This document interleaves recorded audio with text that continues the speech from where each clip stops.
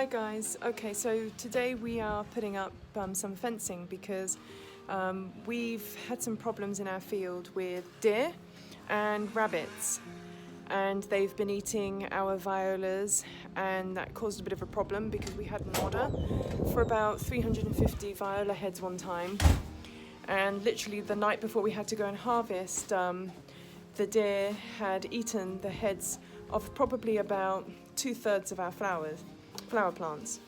So we thought for the beginning of this season we would put up some fencing, and we were blessed. We had been able to get a hold of some fence posts rather inexpensively, so that was a blessing. So we had about 40 4.8 meter fence posts brought to us, and the guy delivered it, and they're pre-treated. And so we cut them in half to 2.4 meters, which makes them about 7 foot something. And so we pound a good couple of feet into the ground, and we leave 6'6" out. So anyway, we've put up a fair amount of the fencing already. Probably about a quarter of the fencing. We actually only went out there with the intention of just seeing what it looked like and putting up two fencing, because we had two fence posts because we had other things to do today. But we kind of got with the flow of it, and we just thought, well, we just keep going. So, but we hit a tree, and the tree is in the way, so Robert had to take the chainsaw and cut the tree back. It's the middle of February now, and in another week or two, we should have full sun back in the field, and we've purchased some brand new polytunnel covering, which should be coming sometime soon, and so we're going to put that up and start propagating some of our seeds. So anyway, I'm going to flip the camera and show you what's going on outside. Okay, so this is the fencing. You want the scooter? Yeah. Okay, so this is the fencing.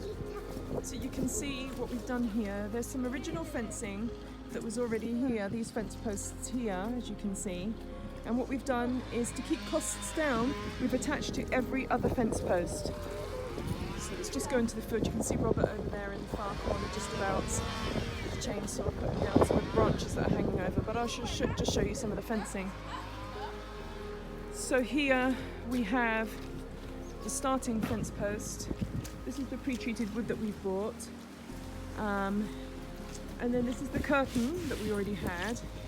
And so what we've done is we've used some, what are they called? Penny. I forget what they're called, but Caleb knows, because he was the one that came up with the idea to actually use these. So we've screwed these penny washers, that's it. We've screwed some penny washers on to fasten the curtain. And so we've done one post, missed one, but we used the penny washer just to hold it on. And then we've done a post here again with the penny washers, and missed one, and on we go. Now, what's so great about this particular fencing is it answers three problems. One, it's a wind barrier, so it means that the field will have ever so slight microclimate going on in here. We purchased just a rammer. This is the rammer. This is about as far as we got. So this is the rammer. It's about 15 kilos, this rammer. 15 kilos. And what Robert has to do is lift it above his head, place it on the post, on the top of the post, and then just pound it in. We're using a step ladder to actually help us do the job. And here's a post that we haven't used yet. So this is the size that we've measured it. There we go. And then we just draw a line. I think this might have a line drawn on it. Yeah, here. So he needs to pound it in that much.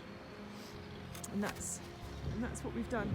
One of them was a bit wobbly, a bit lopsided, but it was okay because it was an extra one that we put in anyway. We put what we originally were going to put in wasn't this many. So, but we actually doubled the amount because we thought we may need the extra support because there was nothing there originally. So you can see this is where he's been cutting down the trees that have been overhanging. would have had to have done it with the saw if he didn't get his chainsaw to work. But thankfully, the chainsaw worked straight away.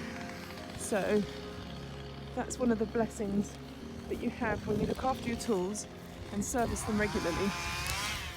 So let's go and see what he's doing. The children have been helping us for a little bit, so that's been a blessing. Caleb's been a great help. He came up with the idea of using the penny washers to hold the curtain on. So here we go. Be careful.